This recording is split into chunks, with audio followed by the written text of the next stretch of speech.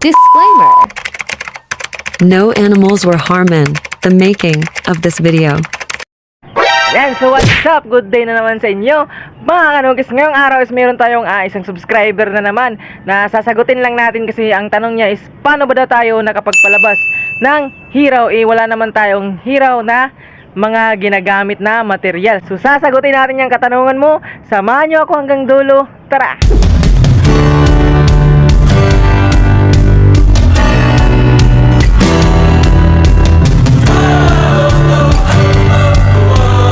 Pero bago ang lahat, kagahapon is nagpisa na yung ating bumar. Andyan na siya. At ito naman yung mga sisiyo.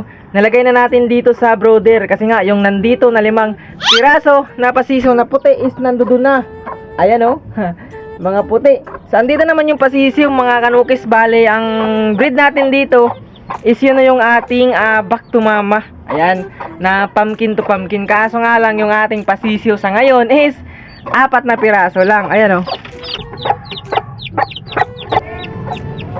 Ayan, so kaninang umaga pala, bago natin makalimutan is nagpainom tayo ng tubig na may asukal sa ating mga alagang pasisiw na bago natin na harvest. So ayan, so andito nagtimpla tayo.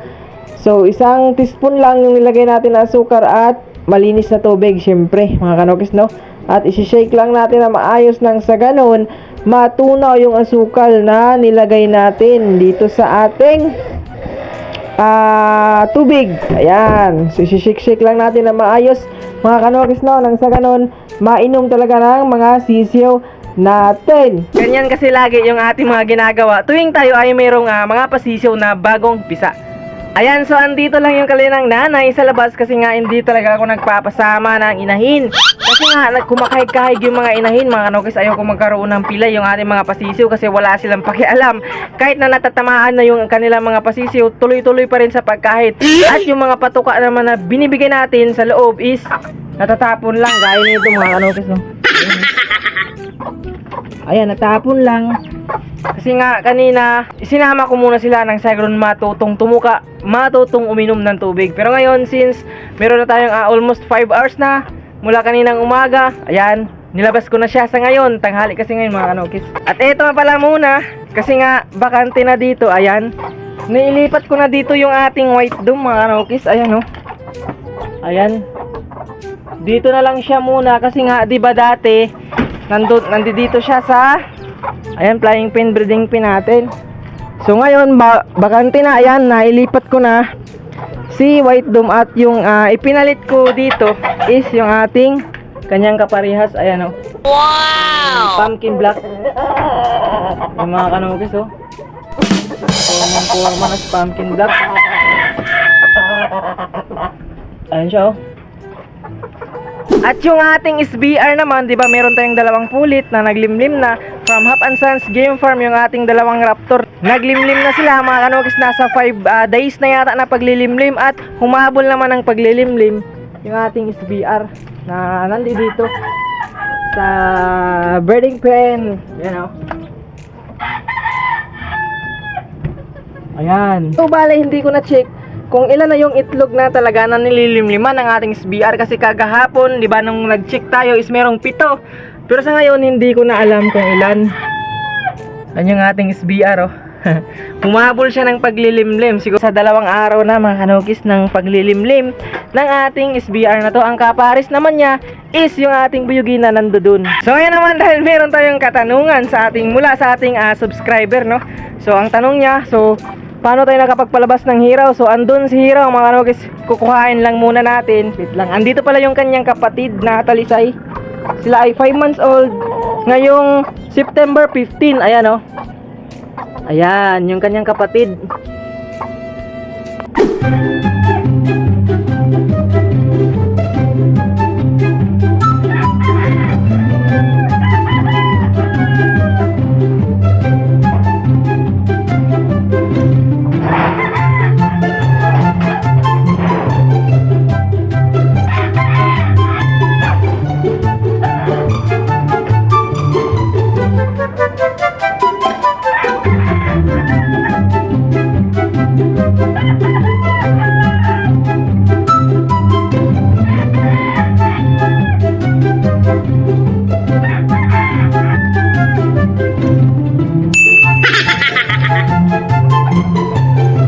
so andito nakuha na natin. Disclaimer, no animals were harmed in the making of this video. So andito siya mga kanokis, no?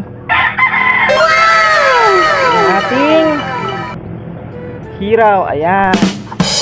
Ito yung kasagutan ko sa tanong mo, idol. So, nakalimutan ko yung pangalan. Basta yung tanong niya is, paano ba na tayo nagkaroon ng hiraw na wala naman tayong hiraw na gawing materialis, alright? So, andito nga ulit yung ating running 5 months old ngayong September 15. Ayan, yung ating hiraw na naipalabas na ngayon. Ayan, oh. Ayan. At syempre, nalagyan na din natin dito ng half cord ng sa ganun kapag siya ay itatali natin, sanay na hindi na magpupumiglas. So, unang-una, napalabas ko to. Ang kulay na ito is hiraw or lambuhin sa Bisaya. Napalabas ko, ang gamit ko na material is yung ating buyugin. Ayan si buyugin, kung naalala nyo sa mga taga-sulid na mga subaybay talaga sa atin. Ang nangyari dyan sa ating buyugin is meron tayong manok ng ating kaibigan na nilagay dito upang papungusan. Kaso nga lang ang nangyari, nagpang-abot silang dalawa. Ang nadali is si buyugin. Ayan, kasi sa sobrang init na din ng panahon, ayun na nga yung nangyari sa ating buyugin. Ang kapares naman, ang nanay nito, ayan, bali yung nanay niya, is yung ating kulay na talisain na ulit. So, yan yung nanay niya. Bali yung breed ko dati is buyugin saka talisay na inahin. Kaya ang naging resulta, meron silang 5 lalaki, 4 na talisay at nag-iisang hiraw lang. Ayan, oh. Ayan. So, bali nung sisiw itong mga kanokis, akala ko is yung kulay niya is buyugin. Pero nung lumaki siya ng lumaki, doon natin nalaman yung kulay ng 2 months old na siya is ganito pala. Hiraw pala mga kanokis at naging lalaki pa. So sa nagtanong, idol, wala akong ibang materials na ginamit. Yung ginamit ko lang is yung aking buyugin at yung talisain na inahin. So nagpalabas siya ng ganto. Pero siguro tsambahan lang din siguro mga kanokis, no? Kasi yung kanyang kapatid, na lahat sila ng kapatid is ito lang yung ganitong kulay na lumabas.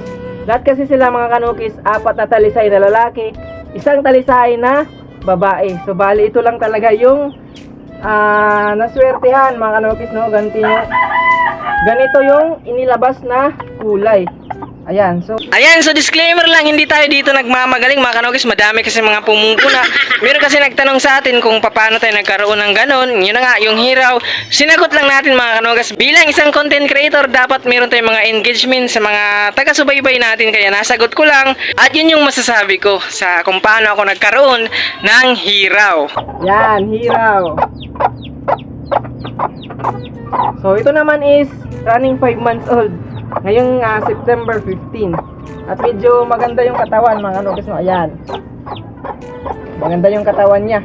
So ang pinapatuka naman na bigay ko, GMP3 na hinahaluan ko ng concentrate at saka crack corn. At syempre nag-i-start ako magturok sa 4 months old at nagpupurga ako ng buo astig sa 4 months old. Ayan, para complete details na lang mga kanokis.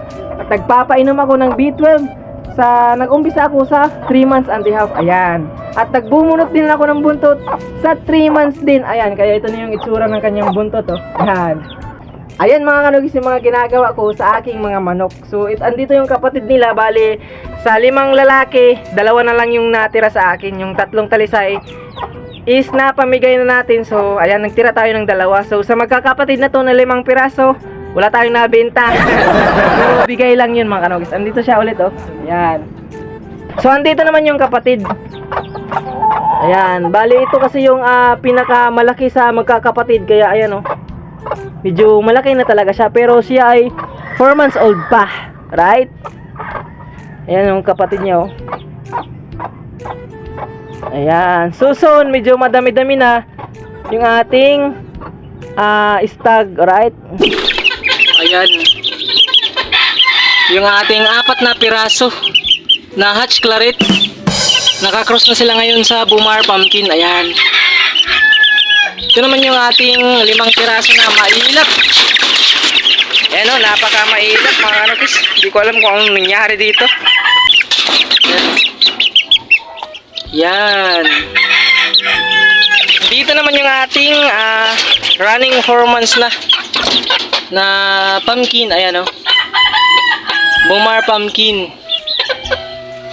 Andito naman yung kapatid na buyugin. Ayan.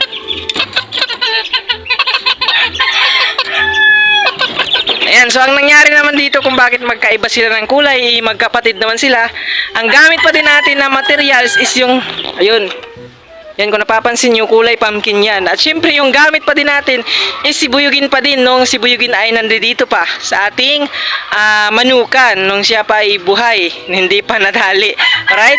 Ayan, at bilang magtatapos ng ating video for today is isang mabilisang shoutout muna kay Noel Nul, shoutout kay Emerso Gahon from Batangas, shoutout na rin kay Junji Bakang nasa Bacoor, Cavite na ngayon. Ayan, shoutout sa'yo idol.